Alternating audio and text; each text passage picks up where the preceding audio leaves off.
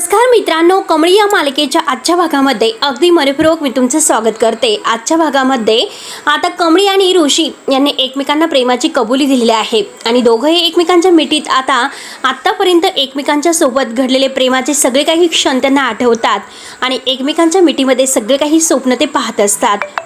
मात्र आता हे दोघं जण मिठीत आपलं स्वप्न बघत आहे प्रेमाचं आणि तेवढ्यात आता ही नयनतारा तेथे येते। नयनताराला त्या दोघांना एकमेकांच्या मिठीत बघून खूपच राग येतो। नयनतारा लगेच आता जोरात कमळीच्या हाताला धरते आणि तिला बाजूला ढकलून देते आणि म्हणते की हे बघ अगं, इनामदारांची सून तर बाजूलाच, परंतु इनामदारांच्या घरातील पाय पुसण्याची सुद्धा जागा तुझ्यासाठी नाही, ती लायकीच नाही तुझी। म्हणून कमळीचा खूप अपमान करत तिला बाजूला झिडकारते। तेव्हा ऋषी नयनताराला समजायला जातो की आई अगती, परंतु आता नयनतारा मात्र सनकने तिच्या कानामागे ठेवून देते आणि म्हणते की काय, कोणासाठी तू खोटं बोललास? या मुलीसाठी? अगोदर मात्र ही अन्नपूर्णा ताईंशी खोटं बोलली आणि नंतर आता सगळ्यांच्यानंतर बिचाऱ्या राजांचा सुद्धा विश्वासीने जिंकला, त्याला काहीतरी खोटी आयडिया दिली आणि लगेच त्या अन्नपूर्णा ताईंशी खरी नात म्हणजे मोठी नात बनून त्या घरामध्ये प्रवेश केला। आणि आम्ही तर अन्नपूर्णा ताईंचं ऐकून ऋषी आणि तुझा साखरपुडा करायला निघाले होते आणि नशीब मला हे सर्व वेळेत समजलं, नाहीतर माझ्या मुलाला सुद्धा आता तो वेळेत पोहोचवलं असतं आणि त्याच्या आयुष्याचं वाटोळं केलं असतं।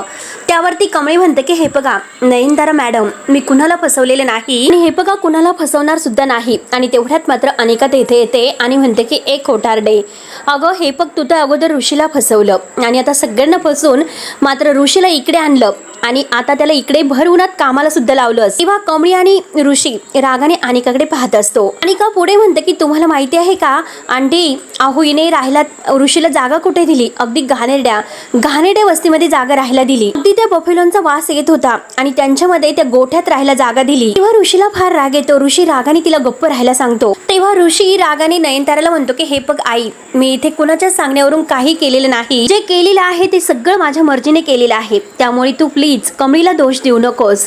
तेव्हा नयनतारा रागाने ऋषीला म्हणते की शटाप आणि नयनतारा ऋषीला म्हणते की हे बघ ऋषी, तू तिची बाजू घेऊ नकोस, शांत राहा। आणि हिच्यासारखी जी काही धूर्त मुलगी आहे ना, तर ती मी जगाच्या पाठीवर फक्त इतकी जगाबाजारी मुलगी मी कुठेच बघितलेली नाही। श्रीमंत मुलांना फसवायचं आणि त्यांच्या पैशावर डल्ला टाकायचा आणि हे सगळं मात्र ह्या मुलींना वेगळं शिकवायला नको। आणि तेवढ्यात नयनतारा आता जो कमळीचा अपमान करून तिला बोलत आहे हे आता ऐकण्यासाठी बंड्या, निंगे आणि साधना मावशी हे सगळेजण तेथे आलेले आहेत आणि सगळ्यांना मात्र आता हे सर्व काही ऐकून धक्काच बसलेला असतो। साधना मावशी आता पाहतच असतात आणि यांच्या रक्तातच हे आहे असं म्हटल्यानंतर आता लगेच साधना मावशींच्या हातातील हंडा खाली पडतो आणि लगेच मात्र नयनतारा, कमळी, ऋषी हे सगळेजण साधना मावशीकडे बघायला सुरुवात करतात। नयनतारा विचारते की साधना मावशी तुम्ही येते? तेव्हा आता साधनाताई पुढे धावतच येतात आणि म्हणतात की हे बघा मॅडम, मी तुमची माफी मागते, माझ्या मुलीची काही चूक झालेली नाही आणि हे बघा जर काही तिची चूक झालेली असेल तर माफ करा, माझी कमळी तशी नाही। तेव्हा आता नयनतारा ही साधना मावशीजवळ येते आणि हे बघा साधनाताई, अहो तुम्ही इथे कशा? आणि ही कमळी आहे, ही दिसते तशी नाही, इतकी साधी नाही आणि तुम्ही तिच्यावर विश्वास ठेवू नका, ती आपल्या ऋषीला फसवते। आणि तेवढ्यात अनिका आता पुढे येते आणि म्हणते की नयनतारा आंटी, अहो ही कोणी साधना विधना नाही, ही सरोज आहे, सरोज, ही कमळीची मॉम आहे। नयनताराला हे ऐकल्यानंतर धक्काच बसतो, ती शॉक होते। शेवटी आता सरोज खाली पाहत असते। नयनतारा जेव्हा तिच्याकडे पाहते आणि तेव्हा आता नयनताराला मात्र तो घडलेला आतापर्यंतचा सगळा प्रसंग आठवतो। जेव्हा मात्र राजन, अन्नपूर्णा ताईंचे सगळेजण घरचे हे तेथे आलेले आहेत आणि तेथे आल्यानंतर जेव्हा गौरी आपल्या डोक्यावर पदर घेत असते ते सगळे काही क्षण, तो प्रसंग नयनताराला आठवतो आणि तेव्हा हे सर्व काही आठवल्यानंतर नयनतारा शॉकमध्येच म्हणते की आई म्हणजे कमळीची आई, आणि नक्की मी तुम्हाला काय म्हणू, साधना म्हणू किंवा सरोज म्हणू, आणि काय फरक पडतो बरं? आणि शेवटी तू माझ्या घरामध्ये शिरली ते एक साधना म्हणून आणि तू कमळीची आई आहेस, कमळी तुझी मुलगी आहे आणि तू, तेव्हा कमळी म्हणते की हो ती माझी आई आहे। तेव्हा आता नयनतारा पूर्ण शॉक होऊन आता हात जोडते आणि म्हणते की वा वा वा वा, खरंच काही जरी असलं ना, मानलं शेवटी मानलं तुला सरोज, खरंच तू काय गेम प्लॅन केलास। तेव्हा गावातील सगळे काही लोक तेथे जमलेले असतात आणि हे सर्व ऐकत असतात, बघत असतात। तेव्हा ऋषी आईला समजावतो की हे बघ आई, तू प्लीज काही बोलू नकोस, सगळेजण बघतात।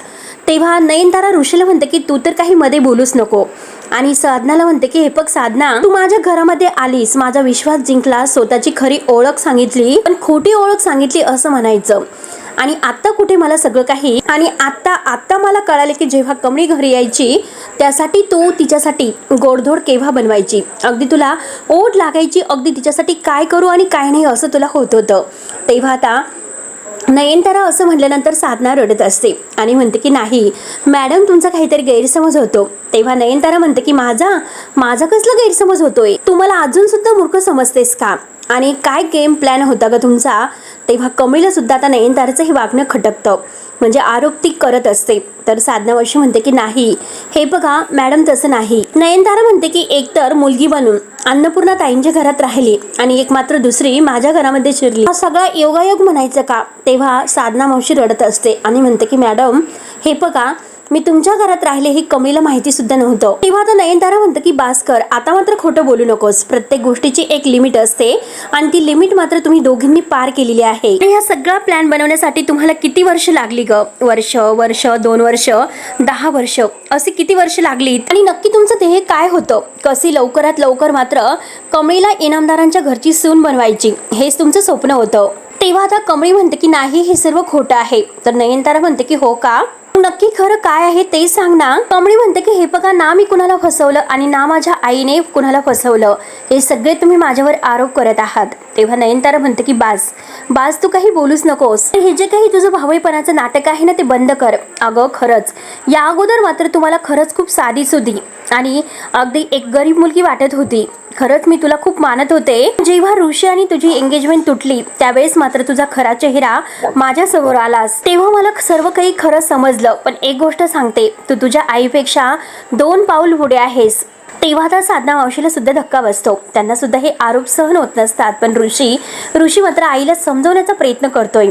ऋषी म्हणतो की हे बघ आई, तू मात्र आता खूप जास्त बोलत आहे आणि हे बघ आई, तू आता खूप चुकीचा विचार करत आहेस. आणि हे बघ आता नयनतारा म्हणते की ऋषी, अरे मी चुकीचा विचार करतेस असं तुला वाटतं का.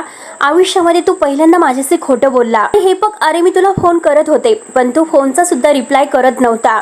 पहिल्यांदा आज तू माझ्याशी खोटं बोलला आणि इकडे निघून आलास. आणि इतके दिवस मात्र तू काय सांगत होता की ती फक्त माझी एक मैत्रीण आहे, असा विश्वासघात तू माझा केलेला आहेस का. आणि तरी सुद्धा चुकीची मी तुला वाटते का. अरे तू इथे गावात आला आणि ही शेतीचे काम करायला तू तिच्यासाठी सुरुवात केली. तिची काम वगैरे करतोस, गोठ्यात झोपतोस आणि हे सगळं तू कुणासाठी करतो, तर हिच्यासाठी, ह्या 1.5 दमडीच्या मुलीसाठी. ती कमळीला विचारते की काय ग, तू काय असे जादू माझ्या मुलावर केलेली आहेस. तेव्हा आता कमळीच्या डोळ्यात पाणी असतं. कमळी म्हणते की हे बघा मॅडम, तुम्ही चुकीचा गैरअर्थ करून घेऊ नका.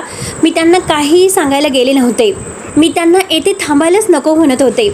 काम तर सांगायचं बाजूलाच, मी त्यांना हे सर्व करण्यासाठी काहीच सांगितलं नव्हतं.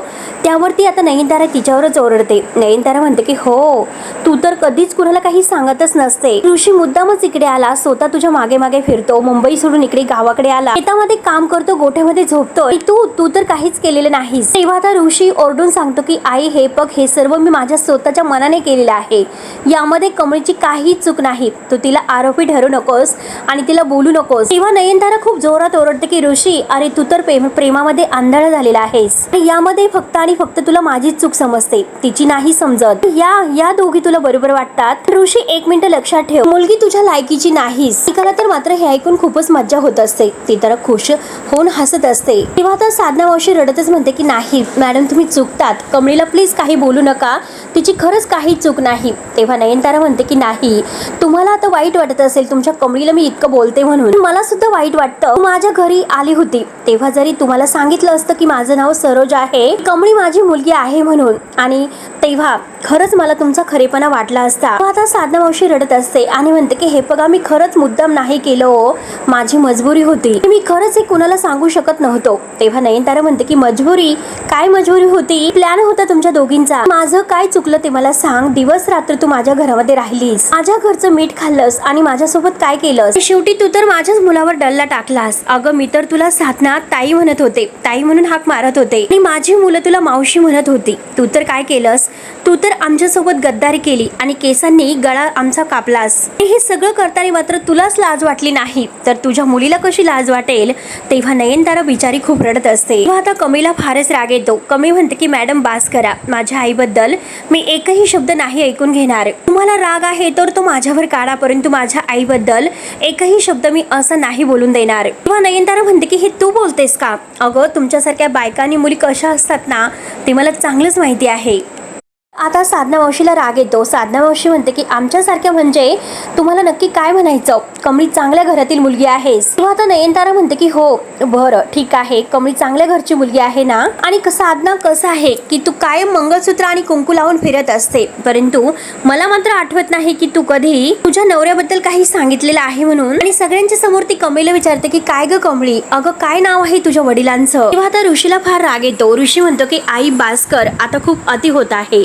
नयनतारा म्हणते की काय झालं, काय अति होतं? नाही ऋषी, आज मात्र मला कळलंच पाहिजे. तसंही मी काय चुकीचं विचारलं बरं? मी फक्त यांना एवढंच विचारत आहे की यांच्या वडिलांचं नाव काय आहे. तसंही आपल्यामध्ये रीत आहेच, कारण प्रत्येक मुलगा आणि मुलगी आपल्या वडिलांचंच नाव लावतो. आणि मग मी त्यातमध्ये वेगळं काय विचारते त्या दोघींना. तेव्हा आता साधना मावशी सुद्धा रडत असते आणि कमळी सुद्धा आता खूप रडत आहे. तिला फक्त एवढंच विचारते की काय आहे तुझ्या वडिलांचं नाव? अगं साधना, अगं सरोज, काय आहे सांग ना, काय आहे तुझ्या नवऱ्याचं नाव सांग. तेव्हा साधना मावशी शांत असते, पण नयनतारा आता म्हणते की काय झालं, आठवत नाही? नवरा आहे का? आणि कमळीला म्हणते की काय ग, सूट कुणालाही जाब विचारण्याची तुझ्यामध्ये धमक आहे. आजपर्यंत मात्र तू तुझ्या आईला नाही विचारलं का, आई माझे बाबा कोण आहेत, त्यांचं नाव काय आहे? आई मी कुणाची मुलगी आहे? सरोज मात्र आता खूप रडत असते. आई अगं तू कुणाशी लग्न केलं हे सर्व तू तिला नाही विचारलंस का? अगं बोल ना कमळी, हा प्रश्न तुझ्या मनामध्ये नाही आला का? नयनतारा आता वाटेल तसे प्रश्न कमळीला विचारत असते. खूप जोरात ओरडून म्हणते की कोण आहे तुझे वडील? कारण सत्य तर हेच आहे की इलाच माहिती नाही की तुझा बाप कोण आहे म्हणून. आता नयनतारा अगदी असं बोलत असताना साधना मावशी पुढे येते आणि मॅडम असं म्हणते. तर नयनतारा तिला लगेच विचारते की अगं माहिती आहे का कोण आहे तिचे वडील, सांग ना मग. आणि कुणाशी लग्न केलंस तू की लग्न न करताच तुला कमळी झाली? साधना मावशीला हे ऐकून खूप त्रास होतो, डोळ्यामध्ये पाणी येतं. नयनतारा म्हणते की काय झालं, खरं बोलल्यानंतर आणखीन त्रास होतो की काय? कुठलं खानदान आहे तुमचं, वडिलांचं नाव सांगा. तेवढ्यात मात्र सरोजला चक्कर येते. बंड्या, निंगी, कमळी धावतच सरोज जवळ येतात. सरोज तशीच खाली बसते. कमळी म्हणते की आई. ऋषी मात्र घाईने पाणी आणून देतो. नयनतारा म्हणते की वा खूपच छान. असं जेव्हा म्हणते तर ऋषीला राग येतो. ऋषी म्हणतो की आई बास कर आता, बास झालं. अगं मगासपासून मी पाहतोय की तू वाटेल तसे आरोप करून यांच्यावर आरोप करतेस. अगं हे सगळं बोलताना पण तू त्यांचा नाही माझा सुद्धा अपमान केलेला आहे. तेव्हा आता नयनतारा म्हणते की हो अगदी बरोबर ऋषी, आणि आता मात्र तुला हेच वाटेल. आणि त्या दोघींना म्हणते की छान, खूपच छान.